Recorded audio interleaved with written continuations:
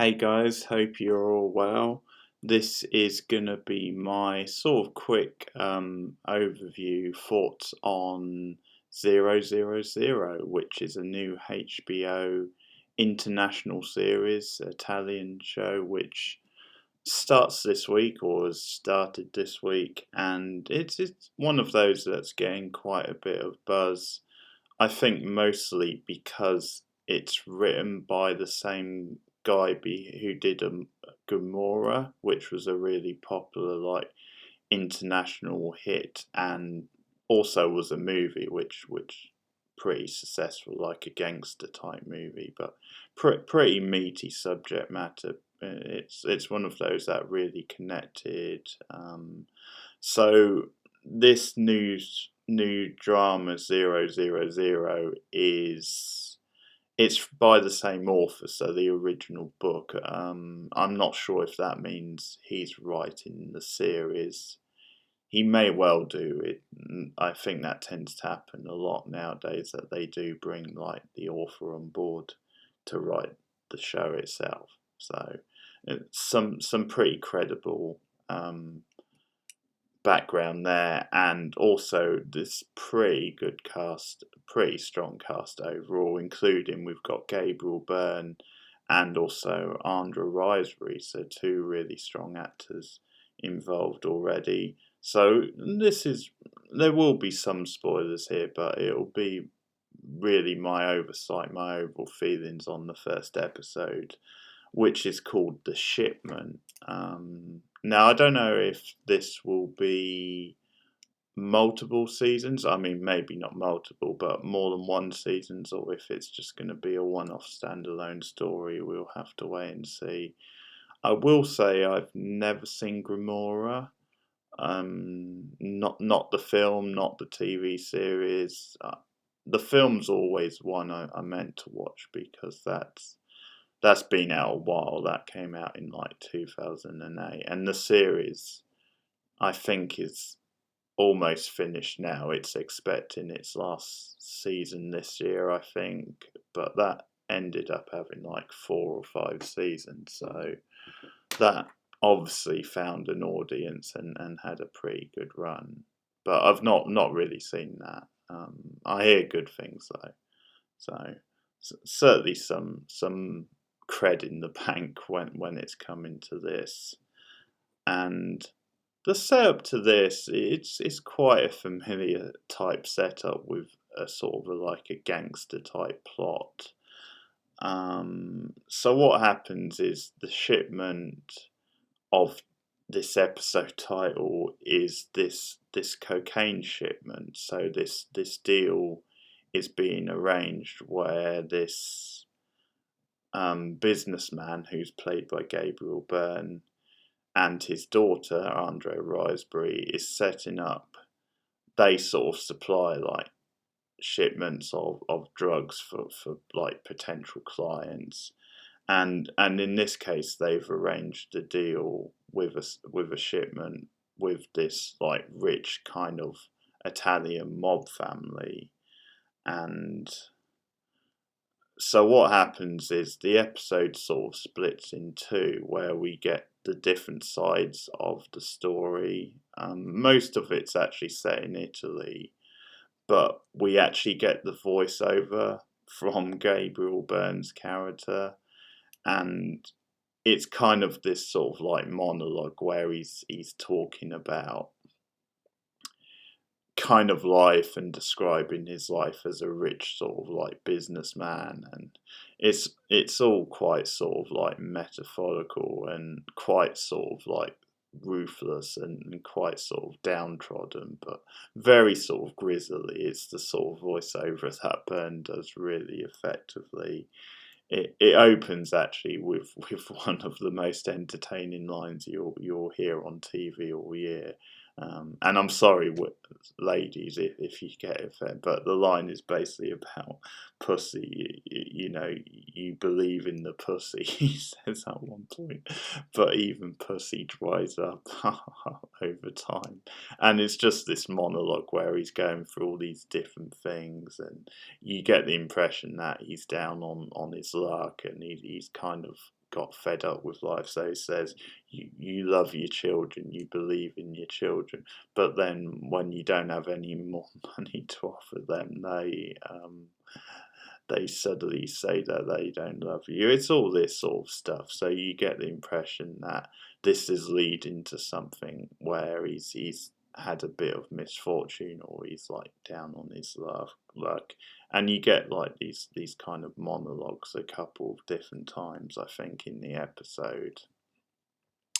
But it starts off on the Italian front with this mob boss, as I said, who's interested in the deal, and we see him talking to, he's like the grandfather, so we see him talking to his nephew, and his nephew appears to be like quite content, like a family sort of guy. He's got a family and he's quite popular around town, but we see him at one point leave like this sort of ceremony in the streets to talk to his grandfather, and the grandfather is quite a typical sort of, you know, mob boss type figure, but he's saying to him, you know, we're going to do this deal, and the way he's justifying it is saying that we need to provide for the town. The town relies on me for like money and stuff, and it's something which becomes a theme in the episode, actually, because you get the sense of these ruthless sort of greedy type crooks really, but businessman in the case of the Byrne character, who sort of justify their actions and their like hunger and the continued like pursuit of riches no matter what, by just saying, well, it's the way of the world and the world relies on our fortune. At one point, the Byrne character like justifies his dealings with the mob, the Italian mob, by just saying, yeah, we're helping the worldwide economy, that they sort of need us. So that definitely becomes a theme. But what we see in the first half is that the grandfather basically ropes the son into helping him out, helping him to get the money, because he obviously needs a certain amount of money to broker the deal, and he like persuades the son to take the money. Not the son, like the nephew, to take the money out of his business. He's got like a toy sort of store, it seems, and he goes and gets the money. And we see him, I think, getting money from businesses around town. So it's sort of selling that his grandfather has all this power and control over people and local businesses. But the twist in the first half is that the nephew is going to turn the screws on him. He's going to basically ruin the deal for him, which will make things go south, and ultimately he's plotting against him. And he does this in a couple of ways. First of all, he burns the money which would be used for the deal. Yeah, I had that side. It wasn't his business. But he went and took the money from like this toy store, and then he got some more money from like another business, and then he burns it later. So he has no intention of giving the money. It's actually an odd sort of like move, because you sort of think, well,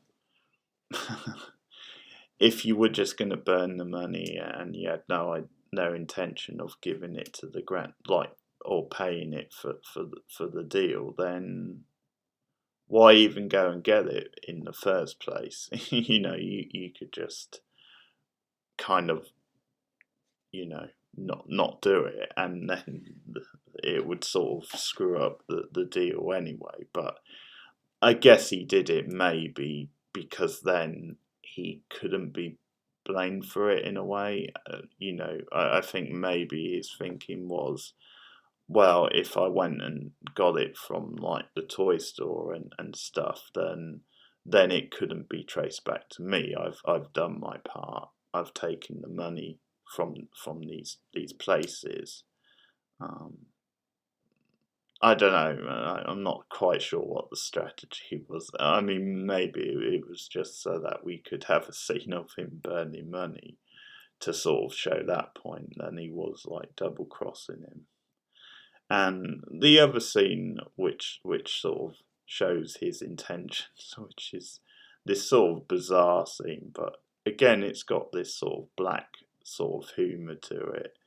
Is when they're at like this sort of farm, and again, it's obviously another place where they've got connections, and they sort of run it and stuff, and apparently they, I guess, for like the local beef businesses or the local pork businesses, they obviously control the supply of pigs, and it's sort of when they're burning the money, they talk to the guy who runs the farm, and he kind of they're sort of talking about the pig, one of them being like really thin and not fed properly, and we see like the pigs all fighting, and he Stefano, his name is saying to the guy, "Good, keep that whore thin, nice and fit, or starving, because I wanted to be starving for when I feed my grandfather to her." So yeah, definitely makes his intentions clear that he's plotting against the grandfather. So that's all sort of highlighted. Um, and then we start going to the other side of the plot and what's going to happen. Because that obviously shows that they're not going to get the money's not going to come through for the Gabriel Byrne businessman. And then we see what happens with him and his daughter and the family, and the way that goes south, because it leads to like this sort of shootout at like a restaurant he's gone to try and get some money from like a client or from a contact, because once the money doesn't come through, they start looking for other sort of business, or maybe to keep that client. It was a bit unclear, but it sort of ends up with like this shootout because he's being tracked by like the local sort of, it's basically the military, but then the police seem to be like under his thumb, like they seem to be like basically paid off to protect him. So you get like this wild sort of shootout between the two, the army and the police, and it all like leads to him being shot, and it's kind of the dramatic ending, and that's why we're hearing his voiceover. So it's an interesting one. I think it is sort of quite meaty. I think there's a good style to it. There's definitely like this tense atmosphere throughout. There's this scene sort of in the middle before we go over to like the Gabriel Byrne character's plot, where they're sort of outside this factory because like they run a factory, and this is when the police tried to like catch them out, or the military, sorry, and there's like basically this high speed chase with one of the brothers, and it's obviously making some dramatic points here, because at one point this young girl gets caught in the firing line, gets caught in the bullets, and is shot. And there's this long sequence of one of the army guys trying to revive her, or trying to keep her talking as she's like bleeding really badly. And he's just trying to keep her eyes open, keep her awake, enough time for them to sort of get help to her, but it's too late. It's basically she's shot too badly, and she ends up dying, and it's a really powerful scene. It's really well done, and obviously just kind of highlighting, this silly like macho stuff, and the bullets flying back and forth, and obviously, I mean, there's nothing subtle about it, but it makes the point quite well, and it's a powerful scene actually, the way it's filmed and played. But yeah, it's then that they sort of track him, the Gabriel Byrne character, to the restaurant, and you get like the sort of scene outside, and that's when, because he's tipped off by his security that we've got a security problem outside, so we need to move you. And that's kind of, as he's leaving, that's when the shooting starts back and forth, and he gets caught in it.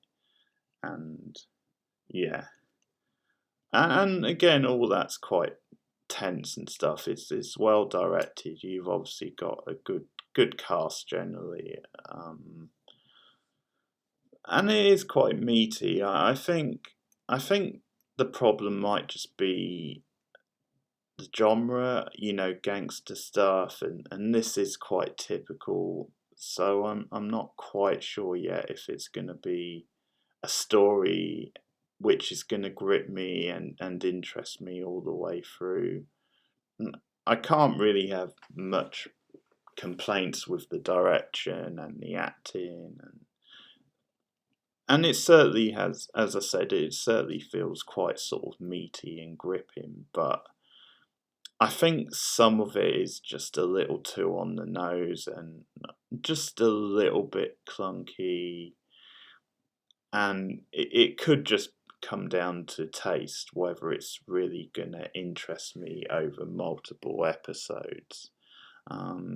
Because I think sometimes with this sort of plot, it maybe feels a bit been there, done it before, and are you really saying anything new? I mean, it's definitely going for certain points, like, again, a sort of a critique on capitalism, and, kind of critique of the system. And I mean, at one point, there's this sort of comment that the Gabriel Byrne character makes to his daughter Emma, because when things go wrong and they don't get the money through, she suggests to him, well, we've got all these other contacts, all these other business partners across the world, why don't we just use one of them? And he just stands up against this, and is really like stubborn and steadfast and just ruthless in his rejection, because he's just like, no, you don't understand business, because we go where the money is. Basically, we would make a lot more money with this client than we would all those others, any of the others, and it's two different mindsets. She's thinking, this is bad, the money hasn't gone through, and I think she's probably also concerned about the dodgy people they're getting involved with. So I think she's kind of thinking, yeah, let's just get out of this deal. Let's go with a safer option, even if we make less money. And he's just being this ruthless sort of tyrant, and just, no, we've got to do this. So I think there's stuff in there, but overall, I think it just maybe feels that some of this stuff is a bit old hat now. Then maybe there's not that much in here that hasn't been said before. But I can't have too many complaints with the first episode. I thought, as I said, it was very atmospheric, very tense. There was good directions, and there were, as I said, one or two more satirical, lighter type moments, which were probably welcome as well. you've got a good cast here too. So generally, I would say, yeah, thumbs up on the first episode. There's also an interesting, well, potentially interesting thing going on with his son. Is it his? I think it's his son. I wasn't sure if it was like it's might have been the Andrew Riseborough's character's son. I wasn't sure actually. I forget now. Someone remind me in the comments if you've seen this. But anyway, because he no, I think it was his son, but he has like a disability basically, and some sort of like condition. He's got very poor hearing, but basically a long term disability that's probably going to cripple him in the long term, and he's sort of on the fringes of like the family business at the moment. He doesn't take any sort of active part. We see him at one point at a horse race with the Gabriel Byrne character and them cheering on the horses, but we see him go to the like a meeting at one point, which is obviously for other people's. With the, I'm guessing it was maybe MS or something like that, the condition, but I wasn't quite sure. But he goes to like a meeting and where people sort of talk about it, and you get the impression that he doesn't really care about that stuff, that he just wants to, kind of be in his father's life, get involved maybe in the family business. So I think that's obviously going to become an issue, like, because actually the Gabriel Byrne character says at one point, he says to Emma, if anything goes wrong, I don't want Chris, that's his name, I don't want Chris in the business. So actually that at least is some kind of hint of humanity with his character, because he's almost saying, my life is this basically. This is all my life is. But I know it's bad for him. It would be bad. I want him to do something else. I don't want him getting involved in this kind of dodgy stuff. And of course, that's naturally where we're leading by the end, because it comes back to the restaurant, it comes back to him getting shot, and who knows, he might survive. We see him laying on the ground, but I think because of the direction of the episode, it all indicates then maybe this is him dying, because that, I guess, makes the bigger dramatic point, and that kind of raises the stakes with like the family and stuff like that moving forward. So if I had to guess, I would say this is probably it for him, and that's going to change the course of the drama. So now, but that's basically it for that episode for 000. And I would say a promising start. I think it had a lot going for it. Just a case of if it can hold my attention, and be compelling enough over the coming episodes. But yeah, that's 000 episode 1, the shipment. So if you've seen the episode, please let me know in the comments below what you thought. You can also like and subscribe if you are new to the channel. You can ding that bell on YouTube, which helps, or let you know when I have new content coming out, or if I go live on the live stream, which I do quite regularly. And also you can look me up on Twitter at Keith Beard, simply Keith Beard on Twitter. And also, I guess, look me up on Facebook. You can look up the Cinema Professor on Facebook. And yeah, that's probably the best place to look me up on Facebook when it comes to this sort of stuff. But I will be back next week with my with a review of episode 2 of 000. Again, let me know your thoughts in the comments below. What do you think of this opening episode? But I'll see you guys again soon. Goodbye.